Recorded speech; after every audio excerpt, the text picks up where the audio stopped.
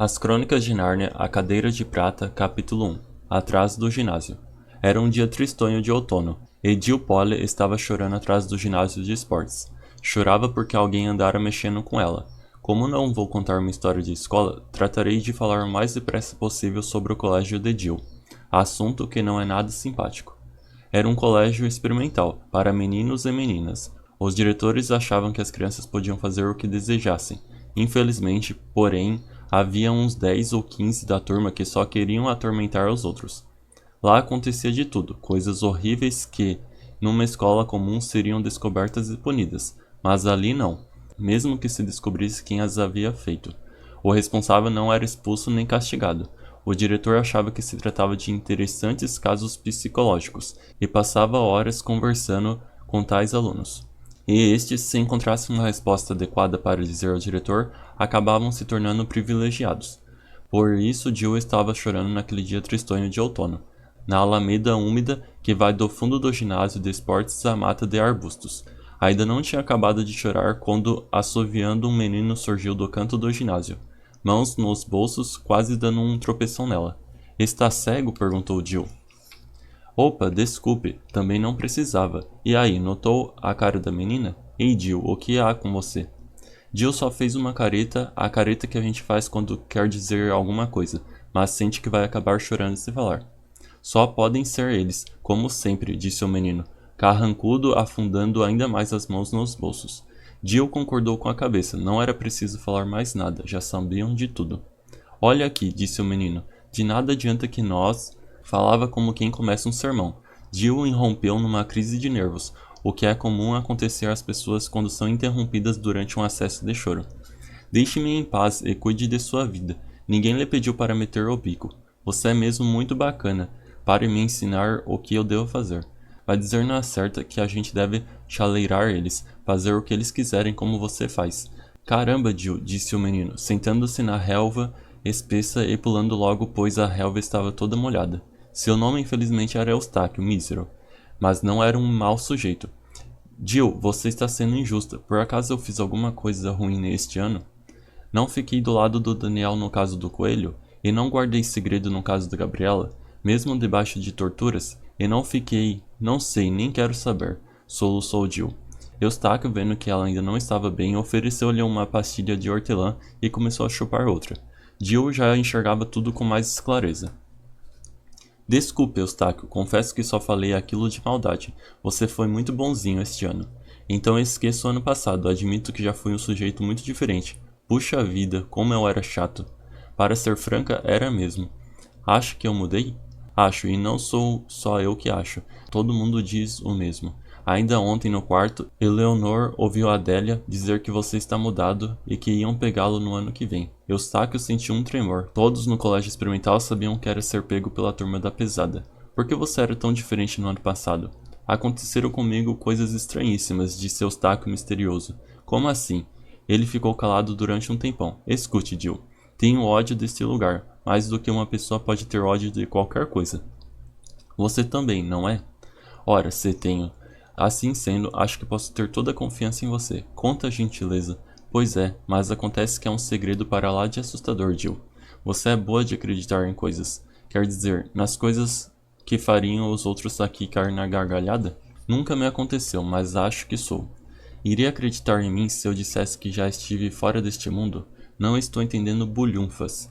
Bem, vamos esquecer os mundos. Suponha que eu dissesse que eu já estive num lugar onde os animais sabem falar e onde há encantamentos, dragões, bem, essas coisas que aparecem nos livros de fadas. Eustáquio sentia-se como um novelo embaraçado, um novelo vermelho. Como você chegou lá? Perguntou Jill, também um pouco encabulada. Da única maneira possível, magia. Eu estava com 2 primos meus, fomos simplesmente levados, assim. Eles já tinham estado lá antes? Como tinham passado a cochichar, era mais fácil acreditar, mas repentinamente Jill foi apanhada por uma tremenda suspeita, tão violenta que por um instante virou uma onça. Se eu descobrir que está querendo me fazer de boba, nunca mais falo com você durante toda a minha vida. Nunca, nunca, nunca. Juro que não estou, juro por tudo que é sagrado. Está bem, eu acredito. E promete não contar para ninguém? Quem é que você está pensando que eu sou? Estavam muito nervosos, mas quando Jill olhou em torno e reparou o céu tristonho de outono, com as folhas gotejando, e lembrou-se de que não havia esperança no colégio experimental, falavam ainda 11 semanas para as férias, disse. Mas afinal de contas, de que adianta? Não estamos lá, estamos aqui, e não há nenhum jeito de ir para lá, ou há. É por isso mesmo que estamos aqui conversando.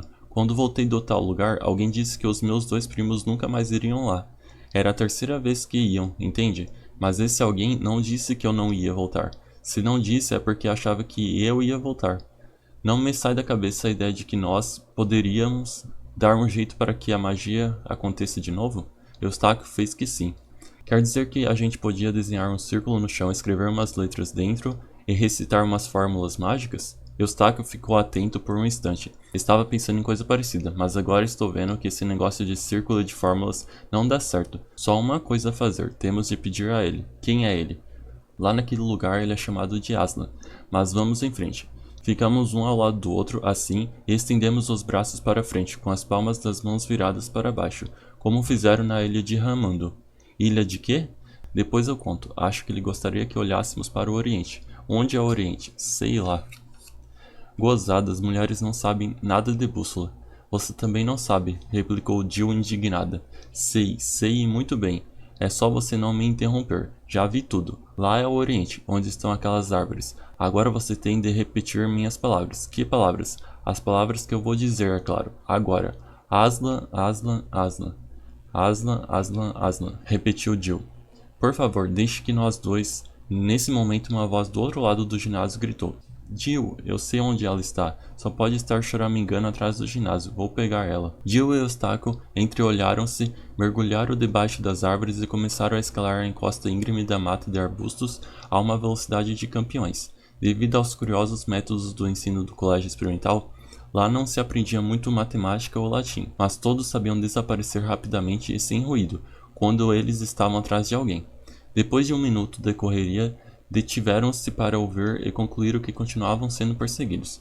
Se ao menos a porta estivesse aberta, suspirou Eustáquio, e Jill concordou com a cabeça. No fim da mata de arbustos havia um alto muro de pedra, com uma porta que dava para um terreno relvado. Essa porta quase sempre estava trancada, mas já fora encontrada aberta uma ou outra vez.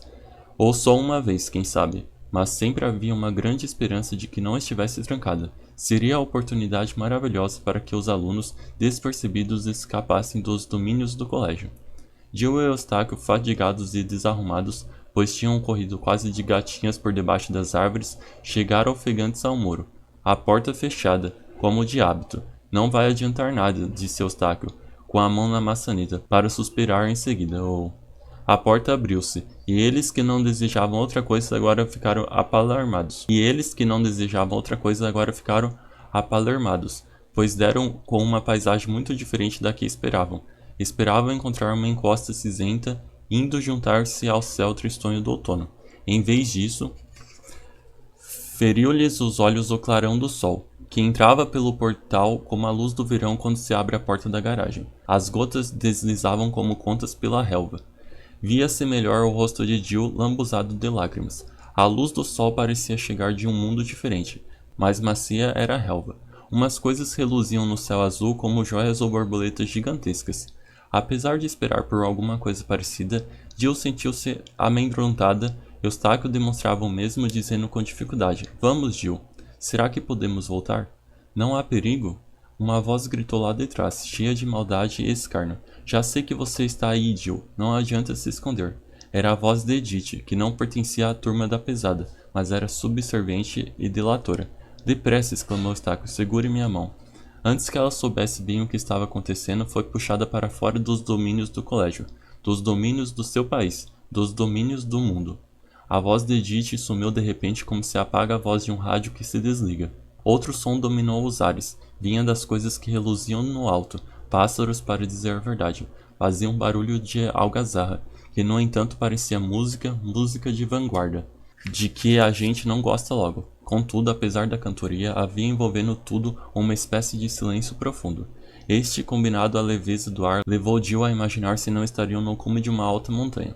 Segurando a mão da menina, Eustáquio avançava, arregalavam os olhos para todos os lados. Árvores imensas, mais altas do que cedros, erguiam-se à direita e à esquerda. deixando abertas algumas brechas para a visão. Sempre a mesma paisagem, relva lisa, pássaros de cor amarela, com azulados de libélulas, ou plumagem de arco-íris e sombreados azuis, e o vazio, era uma floresta solitária. Na frente não havia árvores, só o céu azul. Caminharam sem falar até que Jill ouviu a voz de Eustáquio. Cuidado! E viu-se empurrada para trás. Estavam à beira de um precipício. Jill era uma dessas meninas felizes que possuem a cabeça boa para grandes alturas. Podia parar sem tremer à beira de um abismo. Não gostou, portanto, do puxão de Eustáquio, como se eu fosse uma criança, e soltou a mão do companheiro, notando que ele ficou branco. Chegou a sentir desprezo. Que é que há? E para mostrar que não tinha medo, parou na beirinha do precipício, uns palmos além da própria coragem, e olhou para baixo. Só então percebeu que Eustáquio tinha razão de ficar branco, pois não há em nosso mundo um penhasco como aquele. Imagina-se à beira do precipício mais alto que você conheça. Imagine-se olhando lá para baixo. Pense agora o seguinte: o abismo não acaba onde devia acabar, mas continua, mais fundo, 20 vezes mais fundo.